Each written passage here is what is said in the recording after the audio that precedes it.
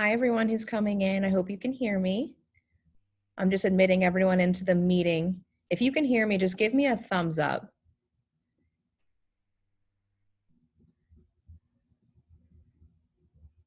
I have everyone muted right now.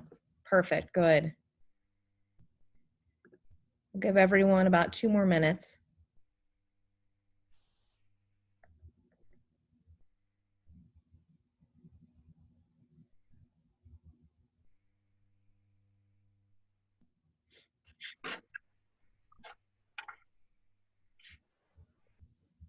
Hello.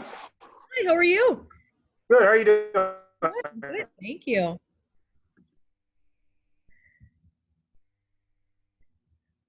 right, so I'm going to get started with just an introduction of myself while people are coming into the meeting. I'm Lauren. I'm the physical therapist here at Next Level Spine and Sports. And I'm a marathon runner and dabbling into ultra marathons as well right now. I know that there are a lot of runners out there that are very disappointed with races that have been canceled and kind of need a little bit of guidance right now as to where to go, what to do. I know a lot of physical therapy clinics are closed right now due to everything that's going on. So I wanted to give you a toolbox of stuff that you can do at home or things that you can also talk to me via telehealth or come into the clinic and do with me. So first, I'm a running coach with Fuel Your Passion. So if you have any questions about run coaching towards the end, you can also ask me those as well. If you have questions throughout the presentation, you can type them in, or I'm gonna leave about like 5-10 minutes at the end for everyone to ask questions too. So first thing we're gonna go through today is self-myofascial release. And what that is it's kind of like a self-massage for you. And I know everyone has heard of foam rolling, using the tiger tail sticks, using lacrosse balls, tennis balls. We have all the gizmos and gadgets, and a lot of them are just household items that you can use as well. So if you have a foam roller, you're more than welcome to pull that out right now. You can also, if you want to, you can I'm fine with you guys taking videos, taking pictures of what I'm doing today, because I know a lot of times I'll tell you something, and then when you go to do it right before your run, you kind of forget everything. So that's fine as well if you want to record. We will also send out a recording of all of this to everyone who wants it. We have a YouTube channel that you can watch it on. So first thing we're going to do is we're going to talk about myofascial release with the foam roller. The fascia that is in your body, it's like a sheath that comes around the muscles. It's very hard to stretch with just general stretching. So the way that you do this is doing massage. And I know we can't come in and do massage every single day. So there has to be a way that you can do this at home. What it does is it helps increase the extensibility of the muscles. It helps with recovery. If you can foam roll and do these self-myofascial releases, it'll actually help you recover faster. It'll help with muscle fatigue, and it'll also help prime the muscles for whatever activity you're doing. Whether you're running, whether you're lifting, you're crossfitting, it's always great to foam roll prior to the activity. If you don't have time to foam roll before you're doing the activity, it's not a waste if you do it after as well. Sometimes it feels better to foam roll with a sore muscle or something that's really, really tight. So my advice is to first, if you don't have a foam roller, this is what they look like. We have one of the really large ones. I like using these ones just because I can put both legs on the foam roller at the same time. I also use smaller ones that I travel with whenever I travel to different races. They're nice to just like throw into a suitcase. And we'll go over the different techniques with using these. And if you have one, you can go ahead and pull it out. These are really good to help bring blood flow to the muscles. So that's why I like to do it prior to running. I know that I'm going to give you a lot of information today and you're going to be like, holy crap, she's giving me an entire workout to do before I go running. Take what you need here. I'm just trying to give you a giant toolbox of information to work with. Foam rolling is one of the number one things that I do. I try to do it every day. I'm not going to lie to you and say that I do it every single day. I try to do it 5 times a week. So go ahead and grab your foam roller if you have it. We're going to come down and we're going to work on quads and hip flexors first. So your hip flexors are these muscles that are right above your quads, and they attach to those little bony prominence that sticks out right in your hips. So when you come down onto the foam roller, make sure that you are on your forearms to protect your shoulders. You're gonna start right at the top where that little bony prominence is, right below it. And you're just gonna move yourself forward, kind of like army crawling, to the tops of your knees, and then going back. You can do both legs at the same time if you have one of the longer rollers. If you have a shorter one, just do one at a time. Coming back and forth, rolling over top of the muscle. There is not a lot of research that says how long to do foam rolling. I did read an article that said about 2 minutes for each muscle group was adequate. So I've told athletes to take their phones, set a little timer on it, and if you can just hit 2 minutes for each muscle group, that would be perfect. Moving on from your quad muscles, going into the IT band. I know that the IT band is very, very tough for a lot of runners. It causes a lot of that runner's knee pain. So, and it can cause some hip pain too. So this is a big one that I always tell everyone to do. Again, coming down onto your forearm, the leg that you are foam rolling stays nice and straight. The other leg comes up and over top to help you maneuver on the foam roller. Going down from the IT band is on the side of your hip, right where that big bone is, to the side of your knee. Going all the way up and down. You can start off just by doing the top a little bit, and then the bottom. Going along your IT band, both sides again, 2 minutes each. From the IT band, going into your glutes, the piriformis muscle, small little muscle that is in your glute, runs right over top of some nerves. A lot of times that's when people have that tight muscle, your piriformis, that sends those signals down your leg that feel like they're very painful. Feels like nerve pain going down your leg. That's from your piriformis being a little too tight.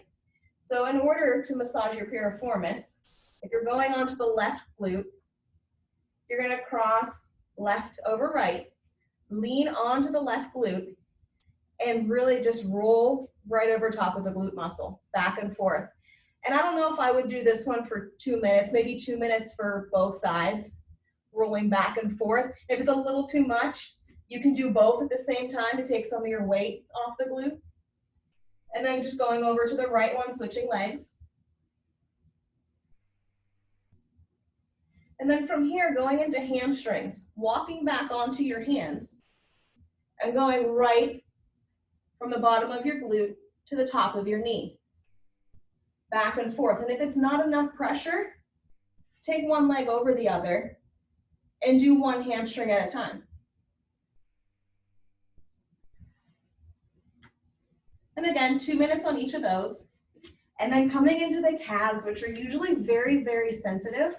So I usually start off doing both of mine at the same time, kind of priming them, getting them used to the pressure. And then I'll cross one over and just do one back and forth. And you'll notice usually when you get to the top of the back of your calf, where the gastroc muscle is where it's really, really tight, especially in runners, and almost up right behind the knee. Just very gentle, going back and forth up the whole muscle. Take your time with foam rolling. You can never do too much foam rolling. You won't hurt yourself. It's not like static stretching where you're gonna decrease the force output. I know there's controversy about doing static stretching prior to doing your run because you won't be able to put out as much force. Foam rolling does not hurt that at all. It actually brings blood flow to the muscle so that your muscles are warmed up for your workout. So if you can get 10 minutes in of foam rolling prior to running or working out, would be beautiful. The other little gadgets that I have that are very helpful, a tiger tail. This, $20 at Target. You can probably get it on Amazon. I like to use these for the muscle that is right on the front here called your anterior tib. This is where you get shin splints. When you start to get those little achy pains in the front of your shin, it's really hard to foam roll because it's a lot of pressure on your shin bone. So if you take the tiger tail and you roll it just like you would with a rolling pin, all along the side, even getting the peroneal muscles that come from here down and under the foot, go all along the side of your calf. And if you can have someone else do this for you, doing this on your calves is also a beautiful thing. Just be gentle because it can hurt. So make sure that you trust the person who is using the tiger tail on you. And that can work on any muscle. You can do it on your quads. You can use this back on your hamstrings if you have a friend that can help you out with that too. Moving on to the bottoms of the feet. I have a tennis ball and a lacrosse ball. Tennis ball is a little bit softer. Lacrosse ball is a little bit harder. Start with the tennis ball. When you are doing this, you have your shoe off. Doesn't matter if sock is on or off. This is going to massage the fascia in the bottom of your foot. I know everyone's heard of plantar fasciitis. So this is just rolling on the bottom of the foot. You can also put the tennis ball in the freezer to help give yourself a little ice massage while it's down there. You can also use a golf ball. That would be if you have a lot of tolerance to pain and it's really, really tight, you can definitely use a golf ball. You can buy the little rollers that are at the running stores. They're great. You can put them in the freezer, roll your feet on them. The big thing with plantar fasciitis is remembering that it starts up in your calf. So if you are experiencing plantar fasciitis pain, it is really good to roll the bottom of it, but you also want to make sure that you're stretching your calf and foam rolling your calf because that's where the tightness starts and then pulls onto the fascia. And we can get into specific injuries as well. I just want to give you guys kind of like an overview of different tools that you can use. And then we can go over specific running injuries that you guys have questions about. So coming on from the myofascial release, the big one is getting a massage. If you can have a massage once a month, that really, really helps with recovery. I know right now it's really hard with the regulations that we have, but once we are released to go back to opening our businesses, we do have Tranquility. It's our spa next door that you can come in, and I usually get a massage once or twice a month I do the deep tissue just to get everything worked out, things that I can't do with a foam roller, things that I can't do with my own hands, to get everything to release. Even though we are athletes that primarily use our legs, we are using our arms to pump, we are using our core, and we're using our back muscles as we're running and walking. So we also need to make sure that we have those muscles worked out as well. So when you do book a massage, make sure that you are booking a full body.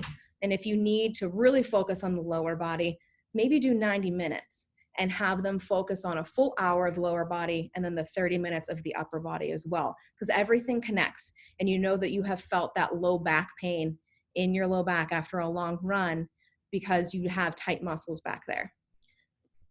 So moving on to dynamic stretching. I know this is a very big, broad term, and I just want to give you all a couple exercises that you can do that are quick, that when you get out of your car, when you drive to North Park, you can hop out of your car and do a couple of these before you take off. I know that I'm very guilty of driving, hopping out of my car, and just running.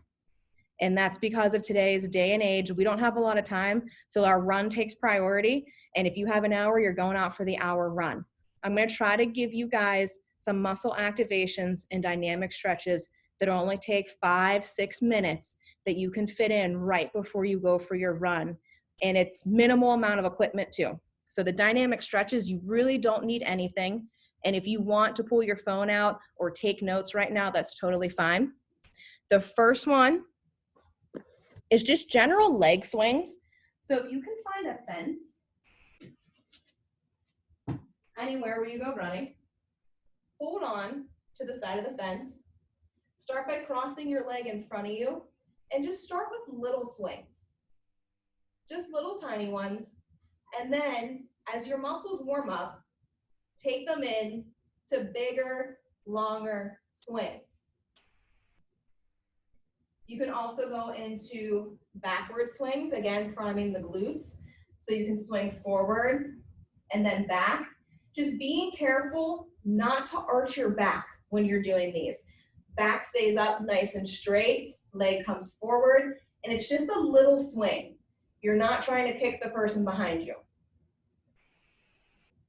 After you do some leg swings, you can do what I call monster kicks or Frankenstein kicks.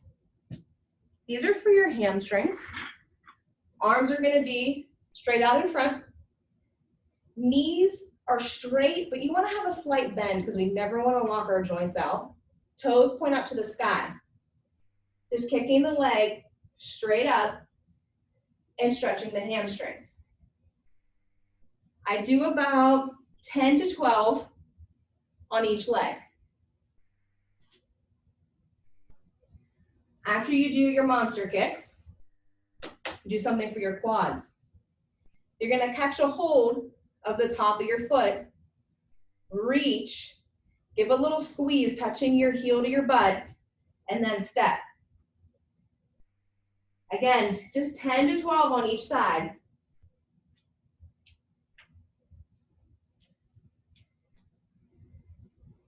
After those ones, again, back to your hamstrings. You're going to step, kick the back leg up, touch the ground, swing it through, step, swing it through. Again, locking out that knee joint. I always have a slight bend in my knee whenever I go to kick up. And for those that have tighter hamstrings, you're probably not going to be able to straighten your knee, and that's fine. These are all dynamic movements, but you also don't want to force the movement. You don't want to tear anything while you're stretching. So if you have to, bend over. You don't even have to touch the ground if you don't want to. Just kick the leg up behind. You can always find a surface that's a little bit higher to kick your leg up and touch.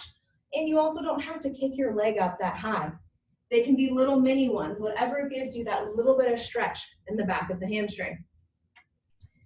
The next one is a hug and lunge. So I hug my left leg, step, and lunge. You can also add a twist in here to engage the core as well. Coming back up, hug the right leg, step, lunge, twist over to the right. Again, 10 to 12 of those as well. The last one is a little bit more technical that you can add in for the hamstrings. I call it a step and scoop. So you can step, heel is touching, toes are up to the sky. You either scoop down with the right hand and come up, or you can scoop with the left to make it a little bit more difficult. Stepping forward with the left leg, toes are up, bend the right knee, step down, and scoop. So the one leg is straight, toes are up, opposite hand or same hand is coming down and scooping to get the hamstring.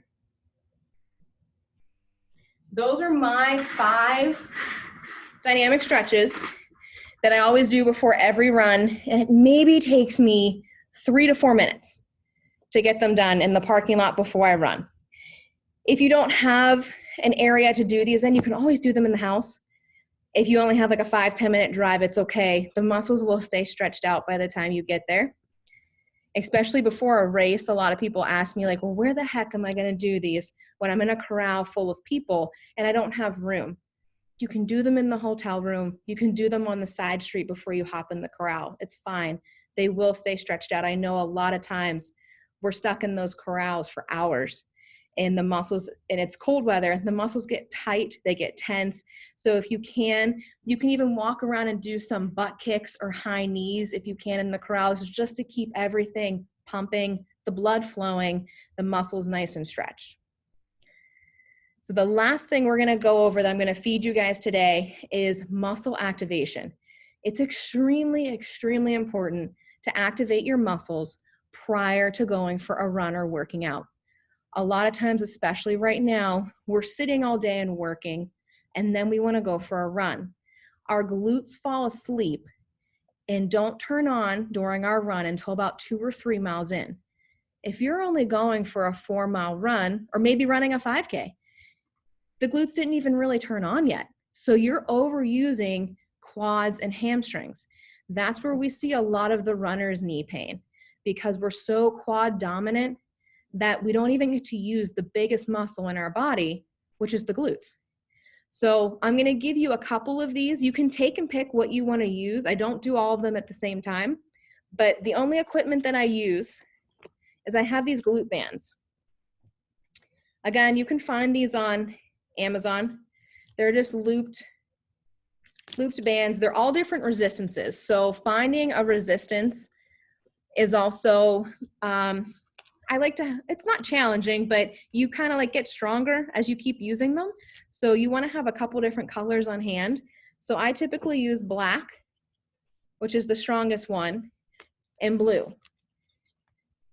Now they're both two different resistances. We are wearing both for the walks that we're going to do. The one with the most resistance, so the band is typically smaller, is going to go above your knees. The one with the least resistance is going to go around your ankles.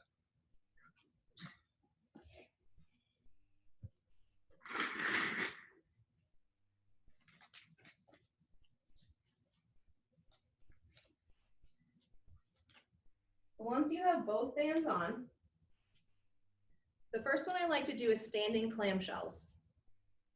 You're going to pop up on one toe, toes stay pointing forward.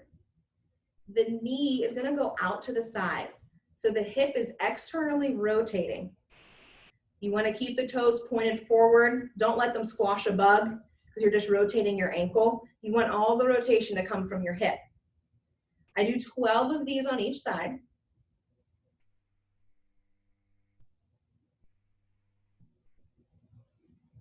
And then I start my walks. You're going to keep feet hip width distance apart. You're in an athletic stance. Hips are bent, butt is back. Keeping your feet apart, tension on the bands. You're going to walk forward 10 steps and then backwards 10 steps. Next, you'll turn sideways, keeping the toes pointing forward, knees out. Sidestepping, 10 in each direction.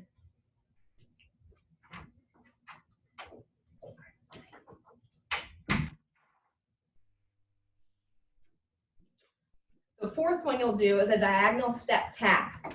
So you'll step diagonally, tap the back foot. Step diagonally, tap.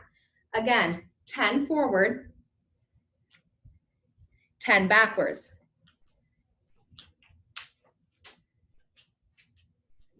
The very last one, jab steps.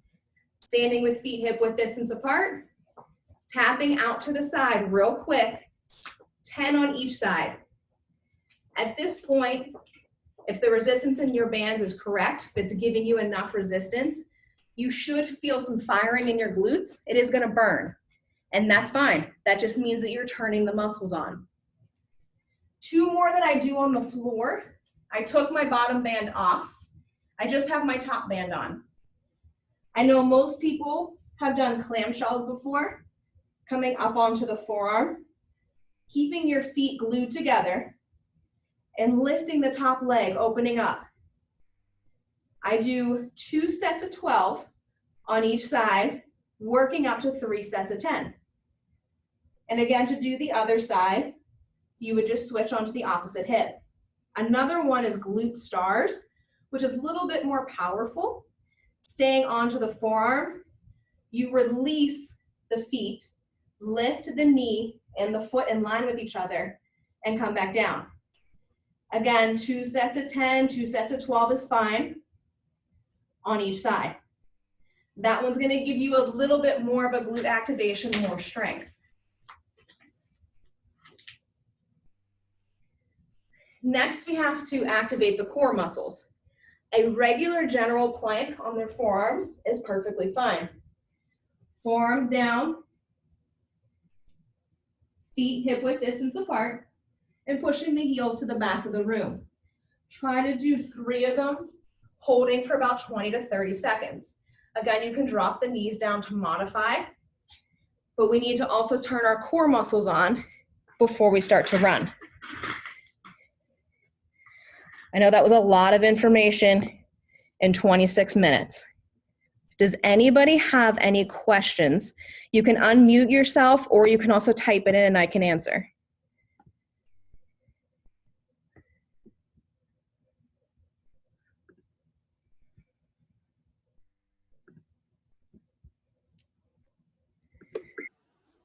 Hi, so I had a question. So I'm participating in the gap relay, hopefully, which is at the end of June. I was wondering how you would approach kind of recovery between those types, that kind of run where it's like you're running maybe every 2 to 3 hours-ish. I have a Hypervolt as well.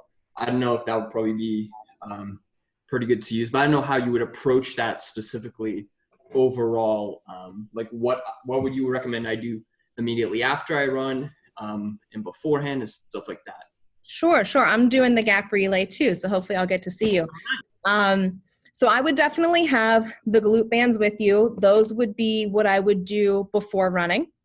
I would also have a foam roller with you. You can foam roll before you run, before your segment, and after your segment. I know we're going to be on teams, so if your team has one of these, you can take one of these with you. The Hypervolt, not everyone has access to recovery boots. If you have recovery boots, that's like Normatec? Yes. Yeah. We have those here, but recovery boots help just get the inflammation out of your legs. You can literally lay on the road with your legs up the car and just let the blood flow come back down to your heart. I'll go over next week. I'm really going to touch on recovery. So next week I'm going to go over yoga, strength training, recovery, nutrition, and I can definitely give you a lot of information that you can use during that relay. Awesome. Thank you. You're welcome. Hi, Lauren. I'm Michelle. Actually, my husband and I are both watching you. What can I help you with? I'm a physical education teacher. My daughter's an athlete. And we're just curious. I have a lot of students, including my daughter, because I teach middle school. So they're growing. And there's that patella that sits in front of the knee, like your knee and stuff. And a lot of kids with like Osgood-Schlatter's, but then I also have kids that just get like occasional pain there. Yeah. Do you have any idea like how we can help her, or I can even talk to my students about that and stretch that or work with that? Yeah, definitely. I had Osgood-Schlatter's when I was in middle school as well. It's when your bones are going faster than your muscles are. So it's just like they used to call growing pains. Mm-hmm. So what's happening is the quad muscles that attach, you're correct, to the patella, that the tendons and everything aren't growing quick enough. So they're pulling and causing pain. So the dynamic stretching is huge, especially for those kids, because it helps warm the muscles up and gets them stretched out before they complete any kind of activity. And then if they have access to a foam roller, foam rolling the quads and the IT band especially are really going to help, again, increase extensibility in those muscles and just help prime them for activity or help recover. So if a kid was out playing soccer and he comes home and he's sore and he's complaining of that pain, it's definitely good to do some foam rolling and some stretching when they get home from playing those sports to help the muscles relax, release, help them stretch along that bone. Okay, awesome. That's great. My second question was, do you guys do any type of ACL screening? Yes. So we do ACL screening. We do ACL prevention. If you have any questions about that, I can definitely give you my email. We do it for individuals and we can do it for sports teams as well. Okay, that's awesome. Yes. Yeah. And if anyone has any questions regarding your own physical injuries right now, or even if it's just like a minor pain, you don't need to be completely injured in order to go to physical therapy or see a chiropractor. Right now, we are doing telehealth services as well. So if you want to do something over the computer like we are now, you will have mine or one of my colleagues' attention for 30 minutes, just talking about you and what's going on. And we can give you corrective exercises to work on any kind of nagging pain. No pain is dumb. No injury is dumb. You need to get it fixed, especially right now, since there is no competition, there are no races. If you have anything right now, it'd be very, very smart to either come into the clinic or do the telehealth with us to get everything squared away so that once we can start running and racing again, that you're healthy. Awesome. Thank you so much. I appreciate it. You're welcome. Are there any other questions? Lauren, it's Oh, sorry. that's I just that's had okay. a question. Are you going to be able to post this? I got on a little late and I missed it and I'm like dying. I'm like trying to catch up on all the Yeah, notes. no, you're fine. Yes, we're going to post it to our YouTube channel, and then we can also email it out too. So if you want to email, you can email me and I can email it to you. My email is drwentz@nextlevelspineandsports.com. And again, that goes for anyone. If you have questions or you want to schedule an in-clinic visit, or if you want to schedule telehealth, you can either email me or you can call our office at 724-719-2900, and we'll definitely get you in. Are there any other questions?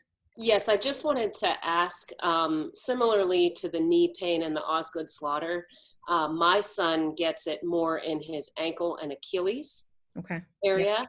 And it's usually when it's a prolonged running, Right.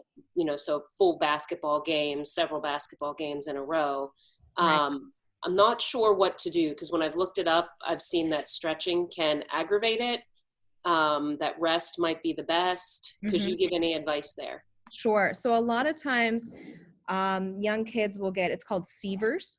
And Seavers is the tendon, the Achilles tendon, pulling on the bone of the heel down there. And it can be due to either overuse, running around a lot. It can also be due to wearing different kinds of shoes and being on uneven terrain. So again, that's a lot of soccer players get it because they're going from street shoes to school shoes to their spikes whenever they're on the field. So a lot of times the doctors will request that they take rest first and do the kind of ice compression therapy and just gentle stretching. And if it doesn't go away with limited activity and those restrictions, then they ask them to see physical therapy because a lot of times we do need to work on the muscles and get that myofascial release back in like the calf area where the gastroc is, because a lot of times that's also really, really tight and it's pulling on the fascia and creating that pain in his heel. Okay, great. Thank you. You're welcome. Are there any other questions?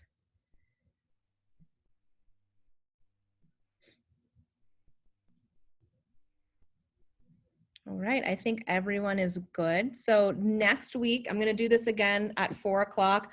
I'll try to keep it to 30 minutes again because I know everyone is so busy. We're gonna talk more about recovery, yoga, strength training for runners, and nutrition.